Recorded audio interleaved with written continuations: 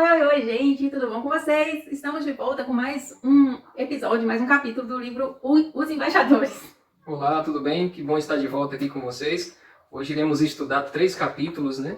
Capítulo 15, capítulos 51 e 52. Então você pode achar estranho porque pulamos do 15 para o 51 e 52, é porque a lição ela está enfatizando agora a história de Pedro, né? E no livro a história de Pedro começa no 15 e dá continuidade até o final ali do capítulo 51 e 52. E depois creio que voltaremos para os outros capítulos, tá bom? É isso aí. E não, se você está achando estranho o cenário, sei lá, é porque algumas pessoas já perguntaram. Eu dei ali uma breve explicação, acho que no Instagram. Então, se você não está seguindo a gente lá no Instagram, vai pro Instagram, porque ali é mais fácil de eu passar algum anúncio, avisar alguma coisa, um imprevisto, sei lá, alguma notícia.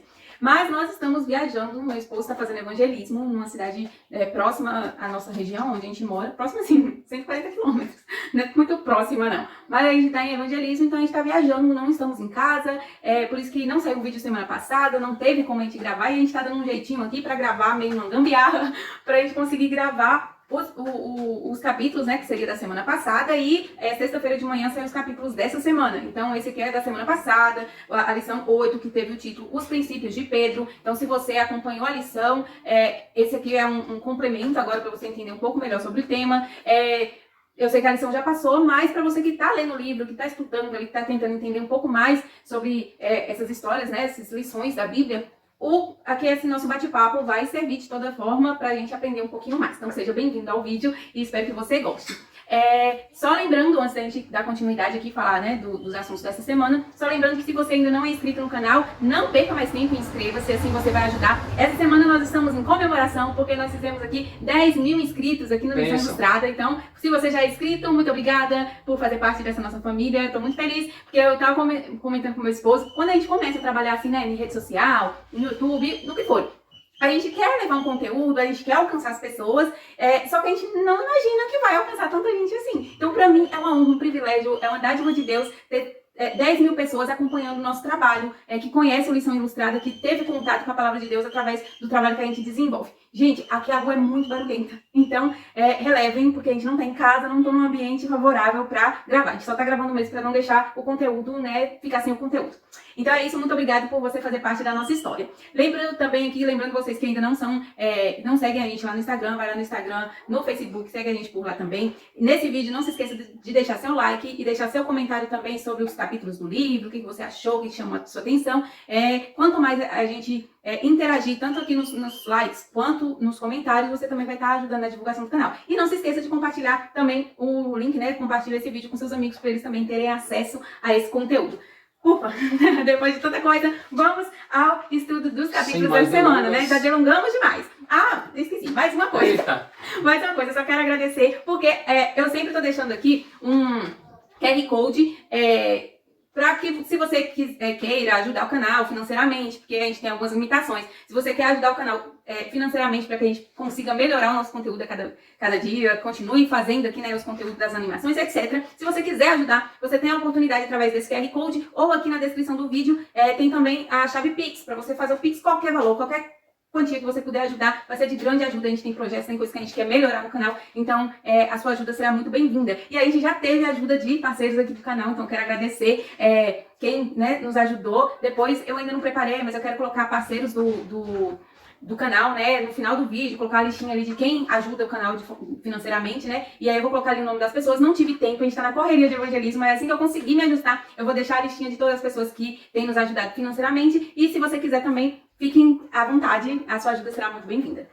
Bem, capítulo 15 tem o título Livre da Prisão. E aqui começa a falar, a gente já acompanhou a história de Pedro faz tempo, né? Desde que ele foi chamado por Jesus, ele era pescador. Então, há muito tempo a gente tem acompanhado ali o desenrolar da história de Pedro junto a Jesus Cristo. Só que aí depois do Pentecoste, depois que ele mudou ali de vida, algumas coisas aconteceram, ele se destacou agora como pregador, alcançou muitas pessoas, e a gente chega aqui num episódio em que ele está em Jerusalém, ele está pregando, ele está levando a mensagem, curando, fazendo várias coisas em nome de Jesus, assim como outros discípulos, e acontece um fato trágico e depois surpreendente, e várias coisas aconteceram aqui nesse episódio, começando pela prisão e morte do apóstolo Tiago, né? Isso. Ali eles, no decorrer que estava pregando, foi determinado a prisão de Tiago, que é irmão de João. Herodes determinou isso. Herodes e a liderança religiosa estava decidida a acabar com o cristianismo, né? Queria exterminar os líderes.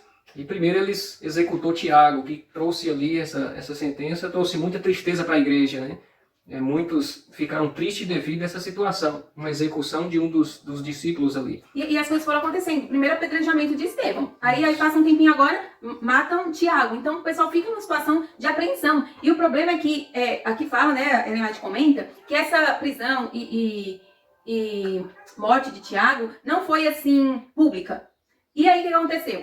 Os líderes religiosos da época, junto com Herodes e tudo mais, eles ficaram satisfeitos com o resultado, que eles viram que os cristãos causou um impacto nos cristãos, só que eles acharam que se eles tivessem feito uma coisa pública, mais assim, chamativa, ia causar um impacto maior ainda. Então eles decidiram pegar agora Pedro. Pedro era um dos maiores líderes da igreja e muitos seguiam, né, o que Pedro ensinava.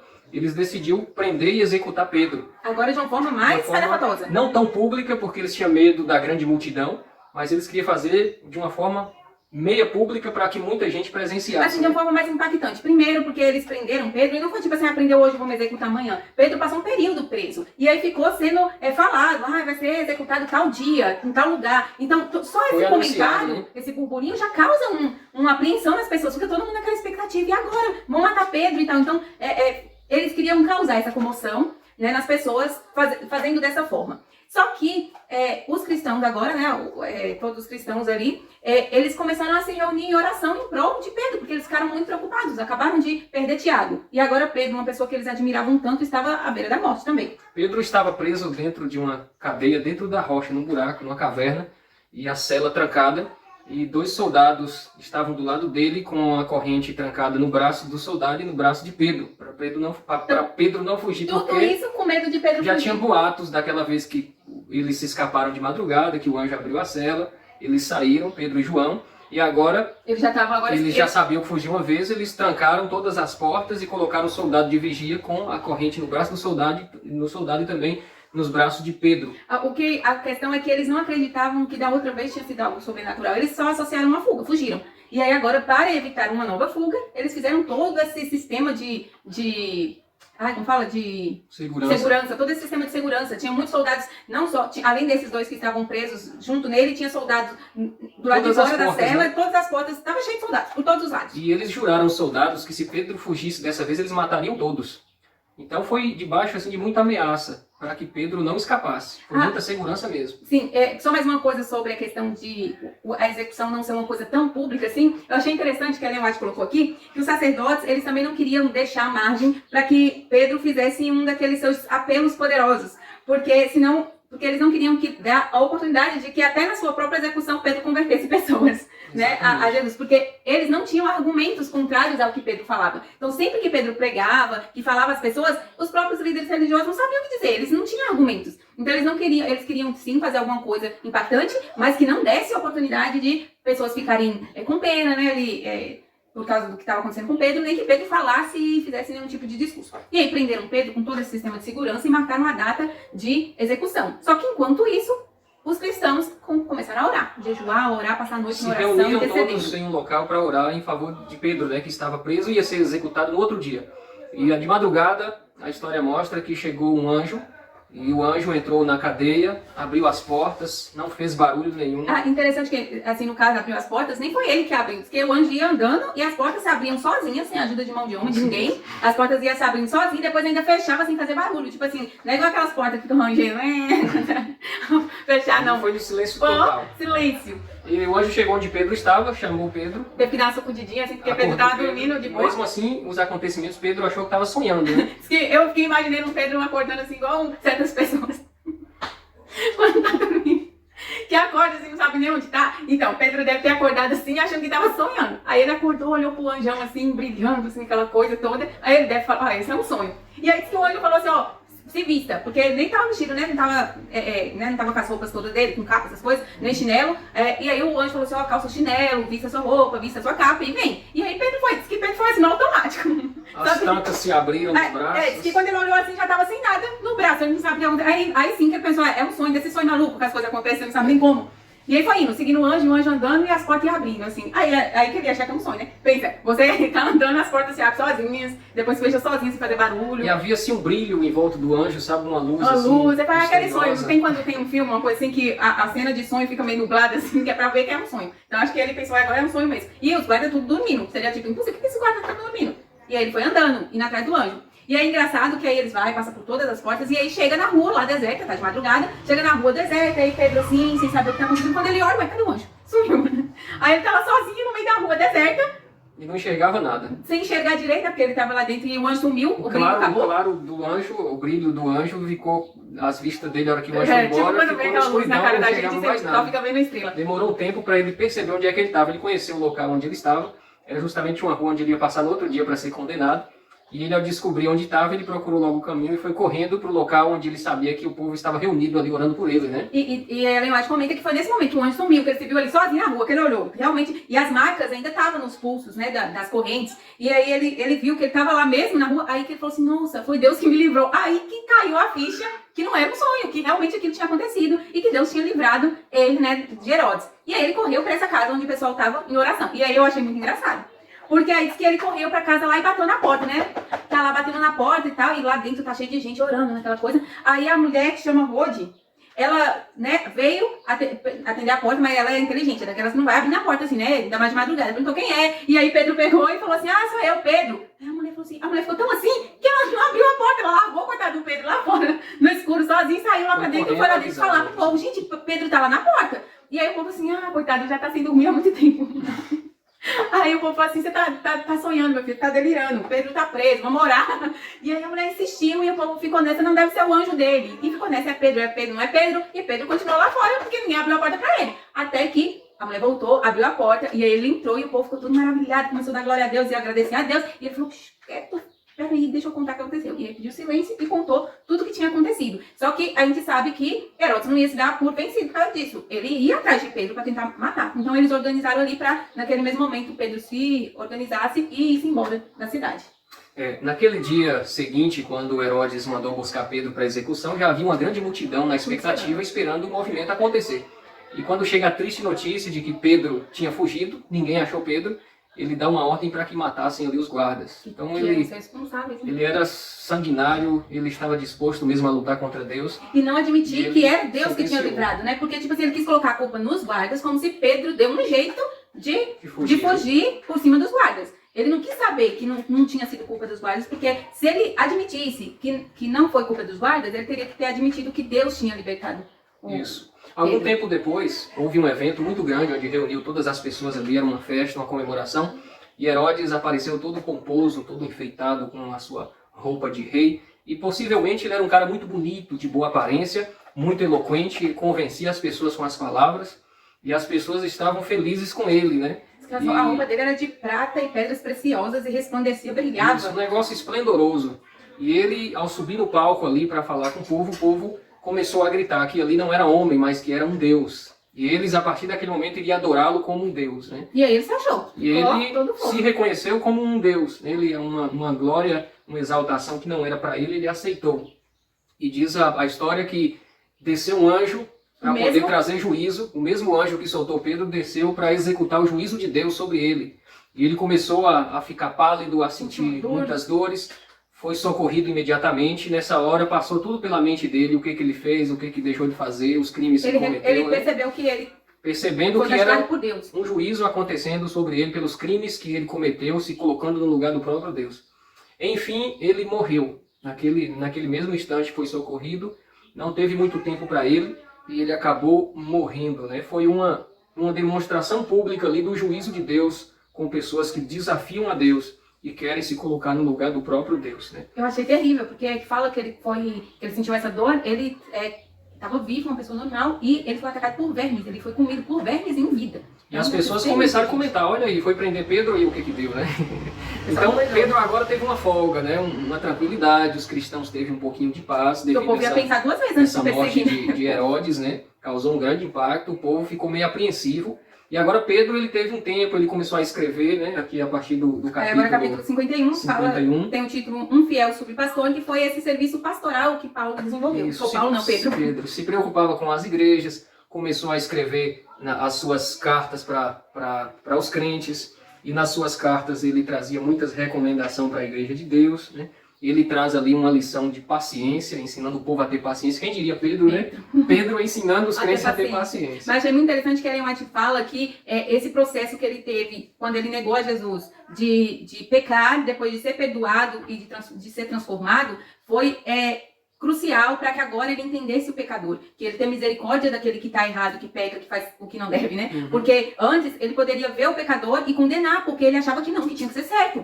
Mas ele mesmo errou. Então agora ele tinha empatia, né? Pelas pessoas que o amor que ele viu Jesus tendo por ele, o perdão dos erros que ele cometeu, agora ele tinha pelas outras pessoas, né? Exato. Um subpastor, um pastor com amor, que ama as ovelhas, que cuida, que protege, né? Que é capaz de deixar 99 que não precisa de perdão e ir atrás de uma que precisa de perdão, é como Jesus nos ensinou. E aí ele nas cartas dele ele fala muito sobre o amor, sobre a verdade, ele traz ali muitas recomendações para a igreja. Uma das coisas interessantes que ele escreve na sua carta é sobre, isso está lá em 1 Pedro, capítulo 2, 13 a 15, ele fala sobre a importância de sermos submissos aos governos, aos poderes da terra. Ou seja, além de nós sermos submissos a Deus, nós devemos respeitar também os poderes constituídos aqui na terra. Na época eram reis, eram governantes, governadores. E hoje também nós temos no nosso mundo líderes locais, líderes estaduais, líderes dos países. E ele traz na sua carta a recomendação de que nós devemos nos sujeitar às autoridades. E essas autoridades, segundo ele, foi constituída por Deus. Deus permitiu que essas autoridades chegassem no poder. Então, e assim como fez com Herodes, se houver alguma situação em que essas autoridades estão agindo contra Deus, é o próprio Deus que vai resolver a situação. Não é a gente que deve tomar uma posição e ficar gastando as nossas energias para uma coisa que não ficou pra gente, não é de nossa alçada. O que a gente deve fazer, o que Deus deixou pra gente fazer, é levar a palavra dele para as pessoas, se apresentar, orar tanto para que sejam bons líderes, aqueles que a gente acha que vai ser, ou que a gente acha que não vai ser, mas que a gente ore para que seja conduzido por Deus, e se não for conduzido por Deus, que a gente ore pedindo para Deus tomar providência. Deixar de ficar desejando mal para os políticos, tá cheio de crente nas redes sociais que fica desejando mal para os políticos, para os líderes, né? Então, assim, ao invés de desejar o mal, de torcer contra, vamos orar para que Deus continue conduzindo as coisas, né? A gente sabe que ele permitiu que tudo acontecesse ali. Então, ele, de muitas coisas, ele tira um propósito bom para os seus filhos aqui na terra. E tem algo interessante, que quando ele fala aqui do trabalho do pastor, isso aqui eu achei muito interessante, eu queria ler aqui com vocês. Ele diz assim, ó, pastoreiem o rebanho de Deus, que está aos seus cuidados. Não façam isso por ganância, mas com o desejo de servir. Não hajam como dominadores dos que lhes foram confiados, mas como exemplo para o rebanho. Porque quando se manifestar o Supremo Pastor, vocês receberão a imperecível coroa da glória. 1 Pedro 5, 2 a 4. E a gente pode aplicar isso não só para pastores, mas para toda a liderança de uma igreja. Quem cuida de um rebanho, de pessoas. Pode ser você aí que é diretor, professor de adolescentes, você está cuidando de um rebanho, de vários adolescentes que são pastoreados por você. Então ele chama a atenção dos líderes para que pastoreiem o rebanho com amor, com humildade, com servidão.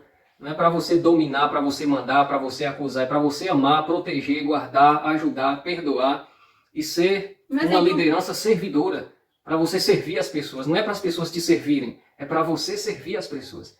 Então, você, eu, todos nós que estamos à frente de alguma liderança que lidera pessoas, estamos aqui para servir. O próprio Jesus, ele disse que o Filho do Homem não veio para ser servido, ele veio para servir. Estamos aqui para servir uns aos outros, ok? Isso aí. E agora o capítulo 52, para a gente encerrar, tem o título Firme até o Fim, que foi o que aconteceu com Pedro. Uma pessoa que fraquejou no início, mas que agora foi firme até o fim. Muito bem. Esses comentários do capítulo 51 é da carta de 1 Pedro, ok? E agora vem falando um pouquinho da carta de 2 Pedro, quando ele escreveu, né? Ele fala um pouquinho também da sua vida, ele comenta sobre como vencer os defeitos pela graça, como você buscar vencer as suas fraquezas, e isso é muito pertinente nos nossos dias atuais. Pensa num povo que tem defeitos, somos nós, e nós precisamos vencer muitas fraquezas que nós temos, muitos defeitos, muitas falhas no caráter que nós precisamos ajustar, e só conseguimos isso através do Espírito Santo trabalhando em nossa vida,